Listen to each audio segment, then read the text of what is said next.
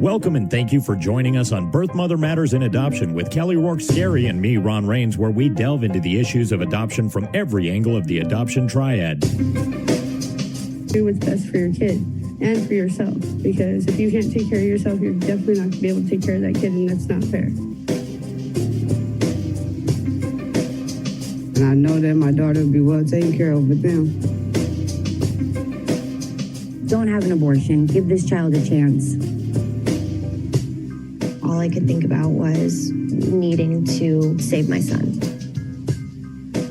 My name is Kelly Rourke-Scary. I am the Executive Director, President, and co-founder of Building Arizona Families Adoption Agency, the Donna K. Evans Foundation, and creator of the You Before Me campaign. I have a bachelor's degree in family studies and human development and a master's degree in education with an emphasis in school counseling. I was adopted at the age of 3 days, born to a teen birth mother, raised in a closed adoption, and reunited with my birth mother in 2007. I have worked in the adoption field for over 15 years. And I'm Ron Rains. I've worked in radio since 1999. I was the co-host of 2 successful morning shows in Prescott, Arizona. Now I work for my wife, who's an adoption attorney, and I'm able to combine these 2 great passions and share them on this podcast.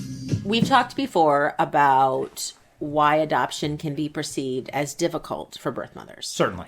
But let's talk about fears. Fears are different than just thinking something is difficult.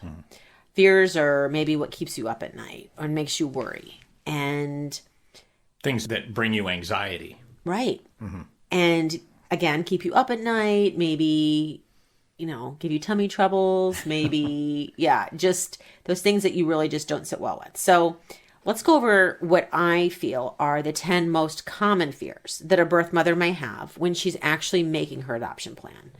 One of the goals of our adoption agency is to provide emotional support, to really show the birth mom that we care about her. We try to keep it very much like a family community feeling, and we work very hard to be there for them. And reduce that fear and anxiety. Hopefully this podcast can help those out there that are working an adoption plan and are still struggling. So that's the goal of this podcast. Or maybe somebody out there who's listening and considering an adoption plan. Yeah. Okay. All right. So the first one, birth mothers, a lot of them worry that people will think they're a terrible person, a bad mom, and they'll never look at them the same. And I'm here to say that a birth mother is an amazing person. My mother was an amazing person. And I never once thought of her as a terrible person, a bad mom. I thought that she was amazing and selfless and brave and strong. It is my hope and dream that that is the way other birth moms are looked at as well. We talked to a bunch of birth mothers, and I watched you interviewing them, and I noticed one thing that I believe we talked to like 13 of them, and almost to a lady or almost to a person, because we did interview some men too, but they all said, "Gave up my baby." And every time I heard it, I got kind of a chill. But of course, they're talking. I'm not going to interrupt them and correct them on this.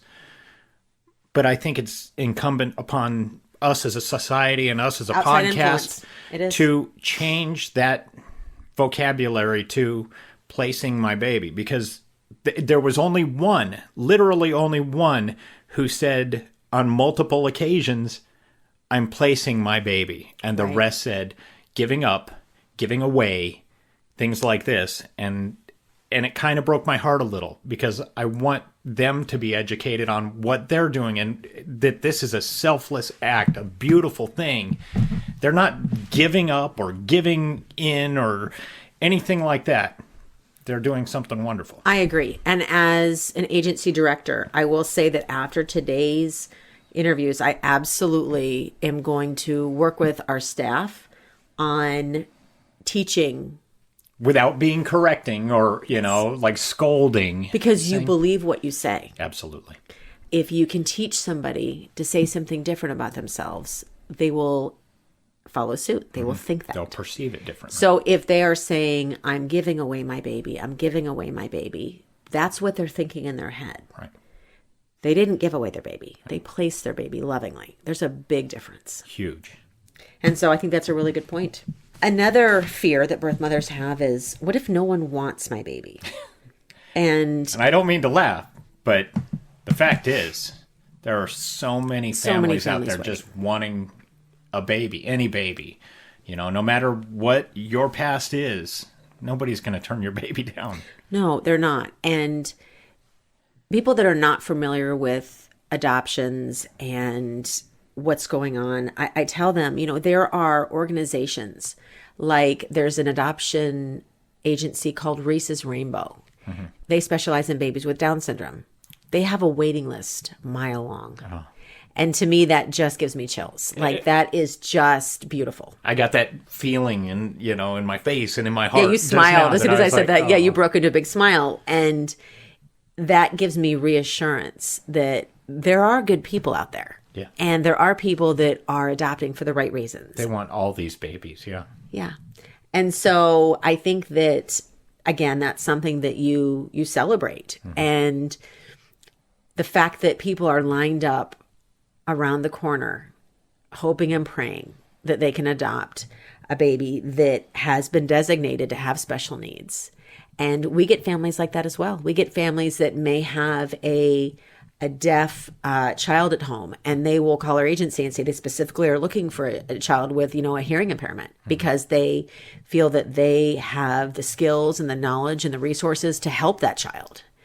That's what, birth moms need to understand. Somebody's always going to want your baby. Now, I have a question about that. When they specifically request a child that has a hearing impairment, you obviously won't know about that until the child's born. Right. That's got to create a complete... That's a very hard request. Yeah, that's a really hard request to meet. Yeah. I mean, that's not something that I would, if somebody really has their heart set on something that would be discovered after birth, I would actually maybe recommend they go into like an older child bracket. Okay. And look for a child with a hearing impairment that is, has already been diagnosed and maybe not a newborn. Yeah. Another one is, what if the adoptive parents don't follow through on our open adoption plan? So depending on the state that the adoption is finalized in, as will determine whether or not that state has the laws that make post-adoption communication agreements legally binding.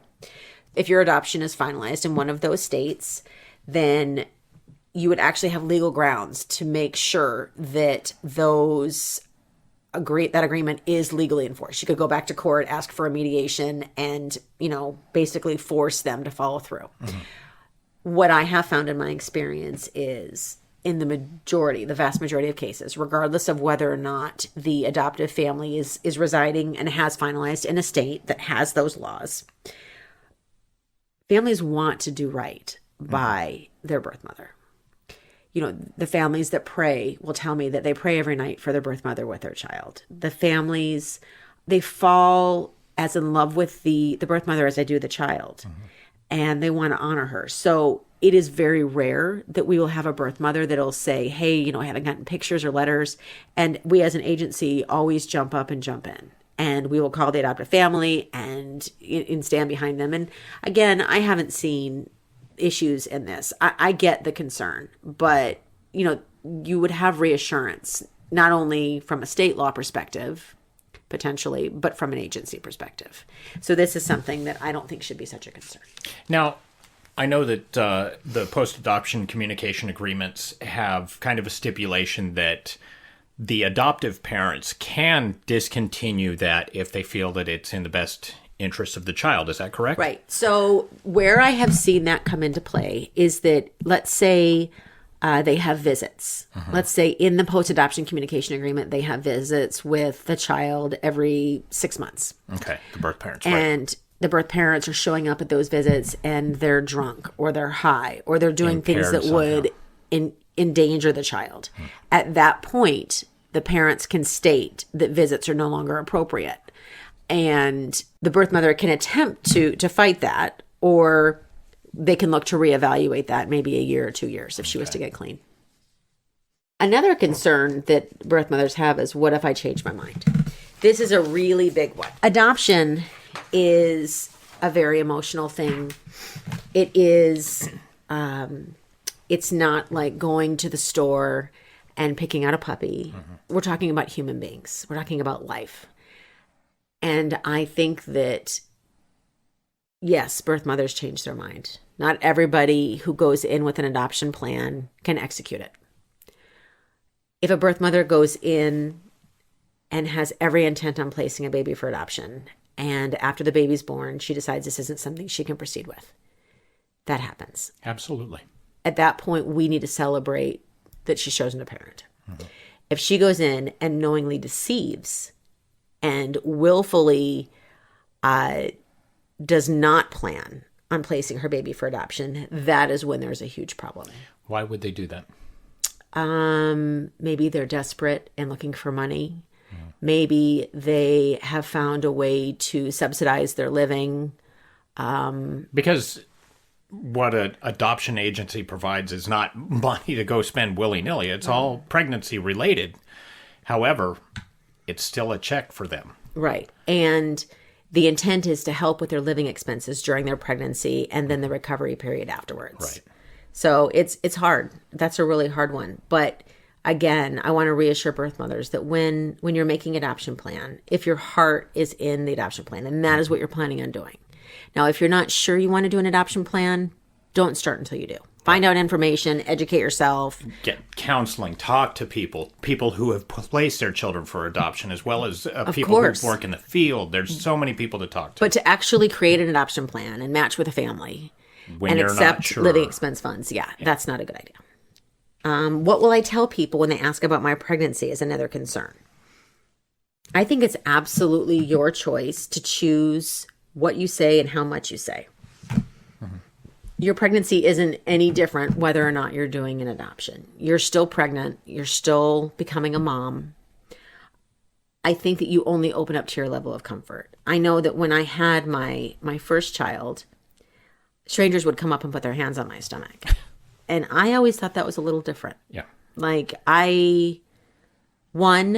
it made me nervous because as a mom, if somebody started reaching for my stomach, I instantly would put my arms down. Defensive. Right. Because I didn't want them to, punch my stomach or, what I mean? Not that anybody was going to, but it's a defensive mechanism as a mother carrying a child. To protect your baby. And so that always made me uncomfortable. Mm-hmm. And I will never forget when I had my daughter, my first daughter, those front packs that you carry your baby in. Mm-hmm. So she was a newborn and I had her in one.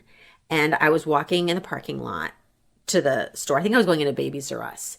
And somebody came up and pulled like the part where it was covering like the back of her neck and her head to see her. So they like pulled it back to see her. And I remember just stiffening up and pulling away, just instinctually, you know what I mean? And I think that sometimes people overstep. I don't think they're trying to be malicious or intentionally awkward, but it is weird. Now tell me something. Now when that would happen, because obviously it's never happened to me, was that mostly women that did that? No, actually it was a gentleman.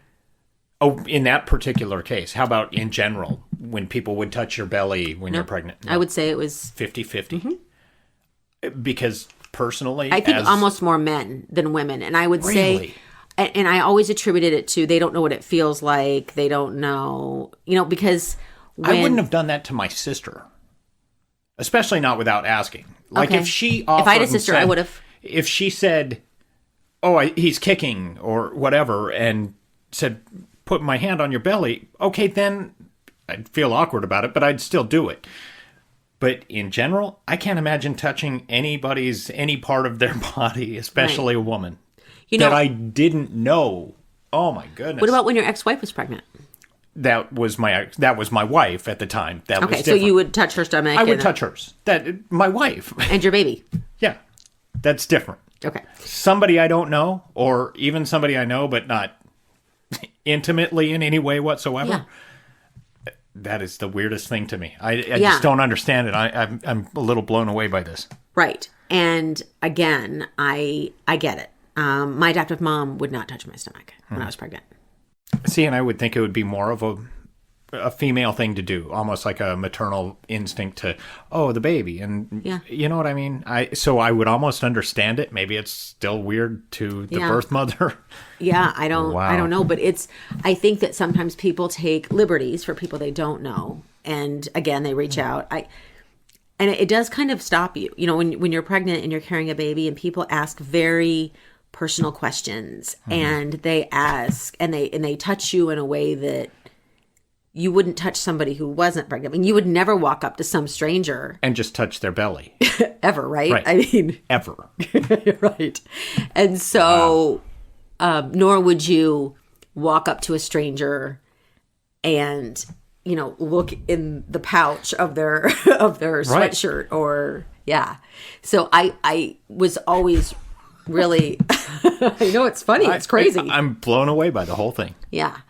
I've also had people and I don't see it as much anymore, but remember when my girls were younger, 15 years ago, maybe 20 years ago, when you would take the car seat and you would put it on top of the stroller and it would latch in, not stroller, the grocery cart, and it would latch in. Okay.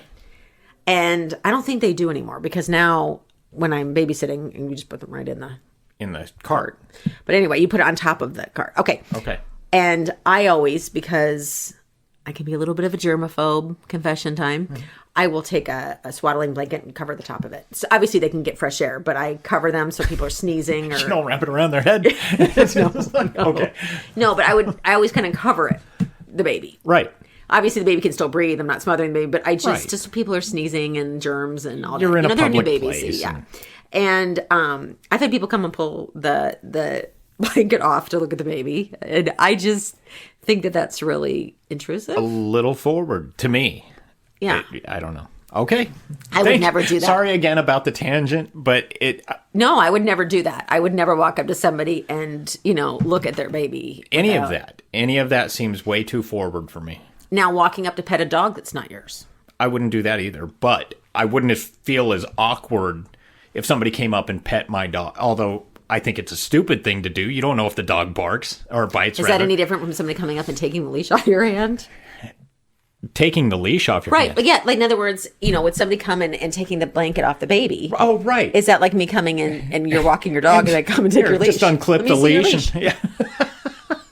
Yeah, people are strange. Yeah. So I think that when people ask you about your pregnancy, I think you just do it to your comfort level. I don't think, you need to tell people, well, I'm doing an adoption. I mean, it goes back to the other podcast when I was talking about, when do you disclose that you're adopted? Is it something, right? Do you have to wear a t-shirt every Thursday that just notifies the public? Hey, everybody. I'm adopted. It's adopted day. It's one of those things where, an analogy to that would be the last time, a long time ago, before I watched Blackfish, I went to SeaWorld. Mm-hmm. And at the Shamu show, they will often say, if you're a veteran, will you please stand up?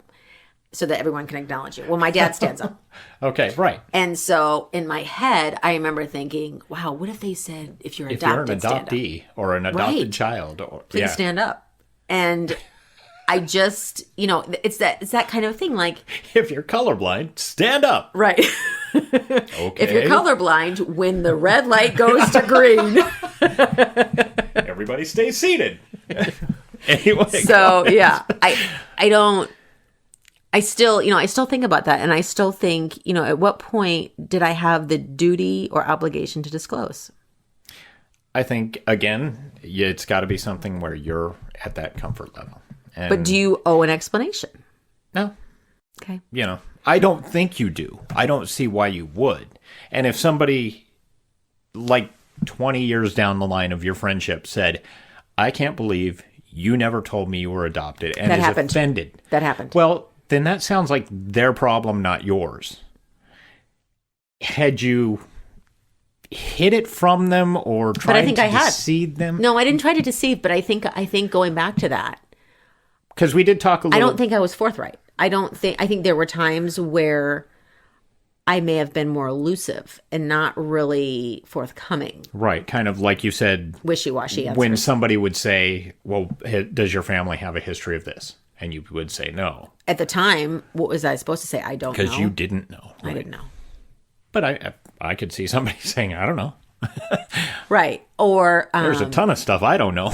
Yeah. And it's just one of those things where You just don't know. And again, I can relate it to you being colorblind. Do you have to tell somebody? And I go back to, no, I guess I don't really have to. What is the normal response when you tell somebody? It's usually curiosity, probably the same with you and your adoption. It's a lot of, oh, well, what does this look like? And that's hard to explain because I've never seen colors. So I don't know what you see. And for anybody who's out there curious listening, the best explanation I could give for my colorblindness is that it's like, you may not have ever heard of this before, an old black and white TV. Because I believe that that's essentially black, white, and kind of shades of gray. I don't see any real colors in there. Occasionally I can tell something is red, but only sometimes, not always. Usually I can't. And so, yeah, that's kind of how I will explain it when somebody So that's like asking an adopted child what it feels like to be adopted. Yeah, what does it feel like to be adopted? I don't know. The same as, I guess, you feel like not being adopted. You're still a human being. Yeah. I don't know. It's very interesting. I like the discussions about this because it really makes me think. Because I never really thought of adopted people as being different or But even the term adopted people, like you can flip it and say the non-adopted people. Yeah, and you're absolutely right. I just thought they're people. Well, we are people. Are you really? You actually have a soul and everything? Absolutely. I even sleep at night and dream. And no. Yeah. No, I think that is really important. I think that it is. And I'm still in my head going back and forth thinking, what do I owe anybody else on this topic? Or if anything. And I don't think you do, personally. Right. And then you go into well, do you let somebody touch your stomach? I mean, I don't think you need to, but... I don't think so either. If it was me... But is it worth offending them? Obviously, if it's somebody you don't know, sure. You're not comfortable with... I'm not comfortable with people being in my space. Like, I know people I've worked through the years who are like huggers. I'm not. I'll give you a handshake. I'm okay with that. And maybe a side hug with a family member, like a brother-in-law, something like that. I'm just not a hugger. I don't like people being in that space. So I would feel very awkward somebody just touching me on any body part. So if somebody came up and started putting their hands on your stomach, you would... I'd be pretty standoffish. I'd back up. I mean, I wouldn't be offensive to them, but I'd just kind of let them know that I felt awkward about the situation. And when you had your son out in public and he was a newborn or, a young baby, did people ever come in and invade your space? To some degree. I never felt like it was out of line to where they were like getting under the blanket, like you said. I think it was more, oh, he's really cute, and looking at him, maybe pinching a cheek or something. I mean, probably not even that, but nothing that I felt like, oh God, they're violating my son's space or my space or anything like that. So what I find really interesting too is when people ask questions about, somebody being pregnant, they always ask, are you having a boy or a girl? And I always think, why do you care? Yeah. I've never understood that. I think maybe it's along the lines of, boy, the weather's nice lately. Just something to say. Kind of like, I see you're pregnant and that's how I'm I need to know if you're feel. having a boy or a girl? I don't think they need to know that. I think they're just trying to converse with you about it and empathize with you maybe. I'm guessing. Empathize? I'm speculating. Oh, you're having a boy. Sorry.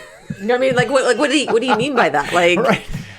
Boy, I'm so disappointed it's going to be a girl. I mean, with this stranger that I've never seen before in my life and likely never will again. Yeah. Yeah. People are weird, in weird ways, and everybody's got their different weird ways, I guess.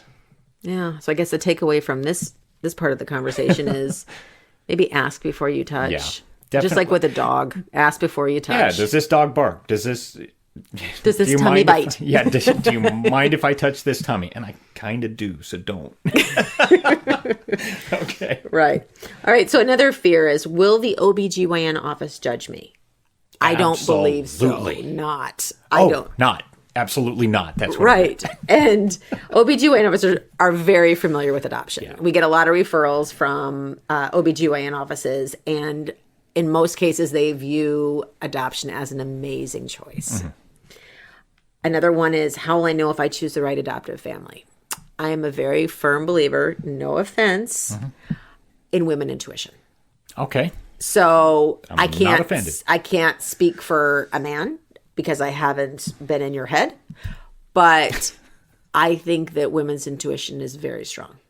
It is like the Force, when you, like for Star Wars fans. You know. You just know. Yeah. And, And if you don't think it's right, it probably isn't. Yes, probably always. the wrong family for you. They say when you're walking through a parking lot at night and the back of your neck, the hair starts to stand up. Listen to that. And I would say same thing with choosing an adoptive family. Every birth mother has told me when I looked through the profiles, I knew. It's just something that just clicks, like they just knew. I would say you should find some type of peace. And if you're not sure, make a phone call with the family before you choose them officially. Have some kind of communication with them. But really go with your intuition. Okay. Always go with your intuition. Another one is, if the birth mother has used drugs during her pregnancy, will the adoptive family still want her baby? And I think that was already answered before. Right, absolutely. But you want to make sure that you disclose everything you're using to the agency. Definitely. This way they can make sure that they match you with a family that is open to, ready to accept a substance exposed baby and is prepared and ready for any medical issues that may arise. And what if the father of the baby changes his mind and wants the baby? So this is one that I get asked quite a bit from birth mothers. And again, it's going to depend on your state laws. In the state of Arizona, if he has been served with an adoption notice and has not filed within the 30-day time frame, then his time has passed without any paternity actions, and he may no longer have the ability to interfere with the adoption. At that point, it is just the birth mother's choice. If he's giving you a hard time about the adoption and this is your plan and this is what you're doing, then maybe don't have him around you during the time that you have to sign the paperwork, and maybe let him know that this is your decision and you're sorry that he doesn't agree with your decision, but he had his time to contest his decision and that time has passed. And 10, the last one is, will I be alone after the baby is placed for adoption? That is your choice. This shouldn't be a fear. This is a choice. You can choose not to be alone. With our agency, we have an aftercare program. The Donna K. Evans Foundation. Donna K. Evans Foundation, absolutely. We have group counseling classes. We have sessions that you can come in and talk with other birth moms, activities for you to engage in. You can focus on you and work on achieving your dreams. You can get out there. The birth mother adoption community is huge. You just need to find your tribe. I think that you can choose to sit alone and be sad and wallow, or you can choose to get up and move and find ways to not be alone. So I would say that fear is within your control. I would say my best advice on this is have faith, not fear. You're welcome to call and text us whenever you're ready. If you're thinking about placing your unborn baby for adoption, the number to call us is 623-695-4112. Or you can email us at info@buildingarizonafamilies.com. We have a pregnancy crisis hotline available 24/7 by phone or text at 623-695-4112, or you can call our toll-free number 1-800-340-9665. We can make an immediate appointment with you to get you to a safe place, provide food and clothing, and started on creating an Arizona adoption plan or give you more information. You can check out our blogs on our website at azpregnancyhelp.com. Thank you for joining us on Birth Mother Matters in Adoption, written and produced by Kelly Rourke-Scary and edited by me, Ron Rains.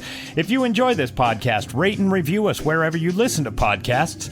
And as always, thanks to Grapes for letting us use their song I Don't Know as our theme song. Join us next time for Birth Mother Matters in Adoption. For Kelly Rourke-Scary, I'm Ron Rains, and we'll see you then.